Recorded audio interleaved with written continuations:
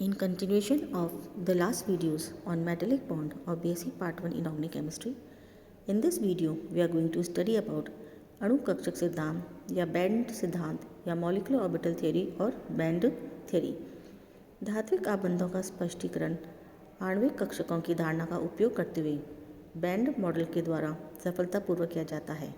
इस सिद्धांत के अनुसार क्रिस्टलीय धात्विक ठोस को एक सिंगल मैक्रोमोलिक्यूल माना गया है जिसके सभी अवयवी परमाणुओं की कक्षकों के रैखिक संयोजन से क्रिस्टल के एन केंद्रित आणविक कक्ष बनते हैं जो सभी अवयवी परमाणुओं पर डिलोकलाइज रहते हैं और उन्हें परस्पर संयोजित रखते हैं। इन आणविक कक्षकों का निर्माण सामान्य अणु जैसे हाइड्रोजन में होता है वैसे होता है। जब एक हाइड्रोजन परमाणु का 1s कक्षक दूसरे हाइड्रोजन परमाणु की 1s कक्षक के साथ अतिव्यापन करता है तब हाइड्रोजन अणु के 2 आणविक कक्ष बनते हैं। इनमें से एक आणविक कक्षक की ऊर्जा संयोजित होने वाली परमाणविक कक्षकों की ऊर्जा से कम होती है, वह बॉन्डिंग मॉलिक्यूलर ऑर्बिटल कहलाती है, तथा दूसरे आणविक कक्षक की ऊर्जा संयोजित होने वाले परमाणविक कक्षकों की ऊर्जा से अधिक होती है। इसे एंटी बॉन्डिंग ऑर्बिटल कहते हैं। बॉन्डिंग ऑर्बिटल यानी बॉन्डिंग मॉलिक्यूलर ऑर्बिटल और एंटी बॉन्डिंग मॉलिक्यूलर ऑर्बिटल की ऊर्जा में बहुत अंतर होता है और यह दोनों कक्षक अणु के 2 ऊर्जा स्तरों को निरूपित करते हैं। यदि 3 परमाणु कक्षकों में अतिव्यापन होता है तब 3 तथा 10 परमाणु कक्षकों के अतिव्यापन में 10 आणविक कक्षकों का निर्माण होता है जिनके ऊर्जा में थोड़ा कम अंतर होता है। अतिव्यापन करने वाले परमाणु कक्षकों की संख्या में वृद्धि के साथ साथ आणविक कक्षकों की संख्या में भी वृद्धि होती है तथा इनमें ऊर्जा का अंतराल घटता जाता है और अंत में धातु क्रिस्टल जिसमें बड़ी संख्या में अतिव्यापन के लिए परमाणविक कक्षक उपलब्ध रहते हैं, उनके अतिव्यापन से इतनी बड़ी संख्या में आणविक कक्षक बनते हैं कि वे एक दूसरे के अति निकट आकर एक सतत कंटिन्यूअस बैंड या पट्टी बना लेते हैं, जिसके कारण ये सिद्धांत को बैंड सिद्धांत कहते हैं। धात्विक बंध के अणु कक्षक सिद्धांत को समझने के लिए हम लिथियम का एग्जाम्पल लेते हैं। लिथियम का इलेक्ट्रॉन विन्यास 1s2, 2s1, 2px0, 2py0 तथा 2pz0 है। अतः लिथियम 2 अणु के निर्माण के लिए लिथियम परमाणु के परमाणविक कक्षक मिलकर आणविक कक्षक का निर्माण करते हैं। तो उनमें से एक बॉन्डिंग ऑर्बिटल होता है और एक एंटी बॉन्डिंग मॉलिक्यूलर ऑर्बिटल होता है। यदि लिथियम 3 के निर्माण के बारे में सोचा जाए तो 3 2s परमाणविक कक्षक आपस में मिलकर 3 नए आणविक कक्षक बनाते हैं, जिनमें से एक बॉन्डिंग ऑर्बिटल होता है यानी बॉन्डिंग मॉलिक्यूलर ऑर्बिटल, दूसरा एक नॉन बॉन्डिंग मॉलिक्यूलर ऑर्बिटल होता है और तीसरा एक एंटी बॉन्डिंग मॉलिक्यूलर ऑर्बिटल होता है। इसी प्रकार Li4 के निर्माण में यानी लिथियम के 4 परमाणु मिलकर जब लिथियम 4 बनाते हैं तो 4 परमाणविक कक्षक मिलकर नए 4 आणविक कक्षकों का निर्माण करते हैं, जिसमें से 2 बॉन्डिंग मॉलिक्यूलर ऑर्बिटल होते हैं एवं 2 नॉन बॉन्डिंग मॉलिक्यूलर ऑर्बिटल होते हैं। एक धात्विक क्रिस्टल में लगभग 10⁻23 परमाणु प्रति घन सेंटीमीटर होते हैं। तो ये 10⁻23 परमाणविक कक्षक मिलकर 10⁻23 आणविक कक्षकों का निर्माण करते हैं जो एक सतत बैंड पट्टी बनाते हैं। धात्विक क्रिस्टल के अवयवी परमाणुओं के कक्षकों के परस्पर अतिव्यापन से बने विस्थापित ऊर्जा बैंड के आधार पर धातुओं के लगभग सभी गुणों का स्पष्टीकरण दिया जा सकता है। जैसे पहला गुण है विद्युत चालकता। विद्युत चालकता का स्पष्टीकरण देने के लिए लिथियम का उदाहरण लेते हैं हम। माना कि लिथियम के 1s2, 2s1, 2p0 का एक क्रिस्टल में n परमाणु है। यह n परमाणु मिलकर 3 प्रकार की ऊर्जा पट्टियाँ बनाते हैं। पहली 1s बैंड। लिथियम के 1s कक्षकों में 2 इलेक्ट्रॉन होते हैं, अतः परमाणुीय कक्षक मिलते हैं तो ये 1s बैंड का निर्माण करते हैं जिसमें इलेक्ट्रॉन्स की कुल संख्या 2n होती है, अर्थात यह बैंड इलेक्ट्रॉन से पूर्ण भरा होता है। चूँकि यह बाह्यतम संयोजकता कक्षक के द्वारा ढका हुआ आंतरिक कक्षक है, अतः इसका बंधन में कोई विशेष योगदान नहीं होता है। इसे अचालक पट्टी या नॉन कंडक्टिंग बैंड कहते हैं। 2s band. यह बैंड संयोजक पट्टी कहलाता है क्योंकि लिथियम का 2s कक्षक संयोजक कक्षक और 2s इलेक्ट्रॉन संयोजक इलेक्ट्रॉन है। 2s कक्षक के इलेक्ट्रॉन लिथियम में परस्पर मिलकर 2s बैंड का निर्माण करते हैं, जिसे संयोजकता पट्टी भी कहते हैं। इसमें केवल n इलेक्ट्रॉन होते हैं, जबकि इसकी क्षमता 2n की होती है। अतः यह पट्टी आधी भरी हुई रहती है, जिसमें ऊपर का भाग खाली होता है। ऊपर व नीचे के आधे भाग का ऊर्जा स्तर इतना कम होता है कि सामान्य ताप पर भी ऊर्जा पाकर ये इलेक्ट्रॉन ऊपर वाले रिक्त भाग में जा सकते हैं। इस अर्धपूरित 2s पट्टी को चालक पट्टी या कंडक्शन बैंड भी कहते हैं। पूर्ण रूप से भरी हुई 1s पट्टी और अर्धपूरित 2s पट्टी के बीच में ऊर्जा का अंतर अधिक होने के कारण 1s बैंड के इलेक्ट्रॉन 2s बैंड में नहीं जा पाते हैं और दोनों बैंड के मध्य इस अंतराल को वर्जित क्षेत्र कहते हैं। अब हम आते हैं 2p बैंड पर।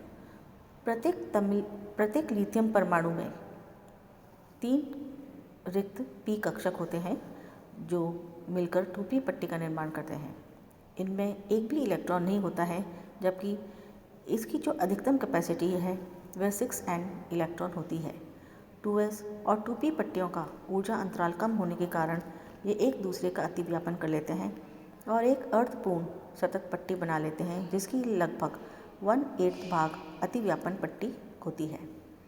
विद्युत विभवांतर लगने पर 2s बैंड के इलेक्ट्रॉन अतिरिक्त ऊर्जा लेकर इसी बैंड के रिक्त उच्च ऊर्जा स्तरों पर चले जाते हैं।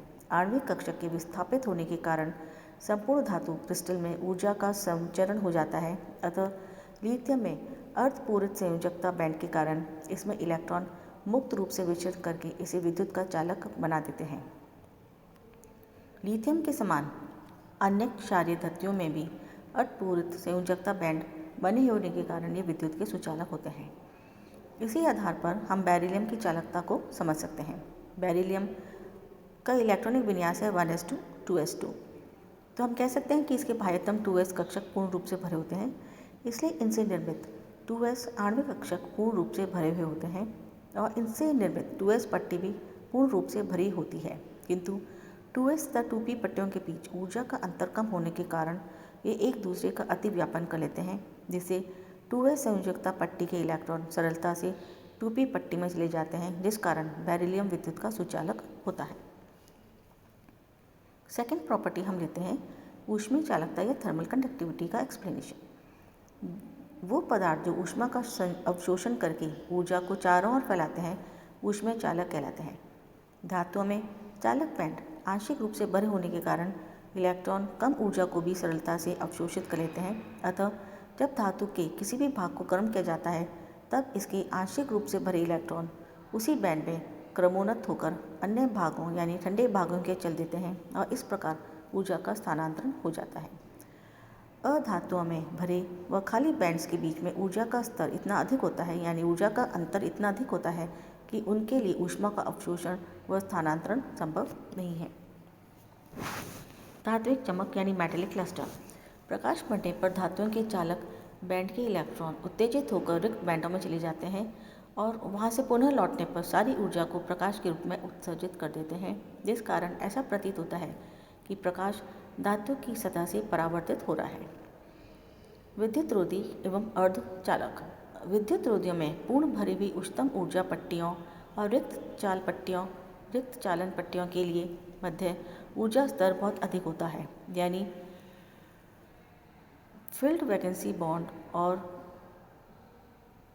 एम्प्टी कंडक्शन बैंड्स में जो ऊर्जा का स्तर होता है, जो अंतर होता है वो बहुत ज़्यादा होता है। वो नियरली 500 किलो जूल्स पर मोल से 3000 किलो जूल्स पर मोल के बराबर होता है, जिसके कारण इलेक्ट्रॉन सरलता से फील्ड वैलेंस बैंड से कंडक्शन बैंड में नहीं जा सकते हैं। ताप बढ़ाने पर इलेक्ट्रॉन्स को इतनी ऊर्जा नहीं मिल पाती है कि वे पूर्ण रूप से भरी हुई पट्टियों में से कूदकर कंडक्शन बैंड में जा सकें, अतः विद्युत का चालन नहीं पाता है। अर्धचालकों में यह अंतराल, ये कुचालक है, इनमें काफ़ी अंतर है लेकिन इसमें कम अंतर है।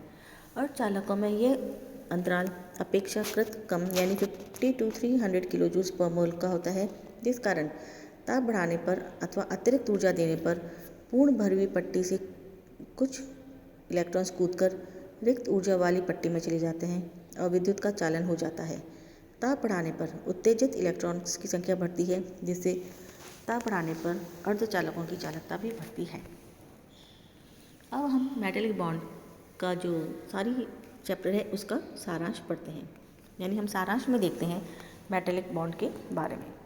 आवर्त सारणी के 1A तथा 3rd वर्ग के मध्य सभी तत्व मूलतः धातुएं हैं। ये धातुएं सामान्यतः उच्च चालन वाली, अवाष्पशील एवं ठोस प्रकृति की होती हैं। तो हम कह सकते हैं कि आवर्त सारणी के 1A तथा 3rd वर्ग के मध्यम के सभी तत्व मूलतः धातुएं हैं और ये धातुएं सामान्यतः उच्च घनत्व वाली, अवाष्पशील एवं ठोस प्रकृति की होती हैं। जिन परमाणुओं में आपसी समानता पाई जाती है वे सामान्यतः आयनिक बंध यौगिक बनने में असक्षम होते हैं। धात्विक परमाणु के मध्य पाए जाने वाले बंध को धात्विक बंध कहते हैं, जो आयनिक तथा सहसंयोजक दोनों ही प्रकृति से भिन्न होते हैं। धात्विक परमाणुओं की विद्युत ऋणताओं में परस्पर अंतर नहीं होने से ये आयनिक बंध बनाने में असक्षम होते हैं। धात्विक परमाणुओं की समन्वय संख्या 8 से 12 तक होती है। धात्विक आबंधों की प्रकृति को समझने के लिए प्रथम सिद्धांत का प्रतिपादन डॉक्टर ड्रूड नामक वैज्ञानिक किया। ड्रूड के अनुसार धात्विक क्रिस्टल में उपस्थित धातु परमाणु अपने बाह्यतम कोश के इलेक्ट्रॉन्स को त्याग कर धनायन में परिवर्तित हो जाते हैं।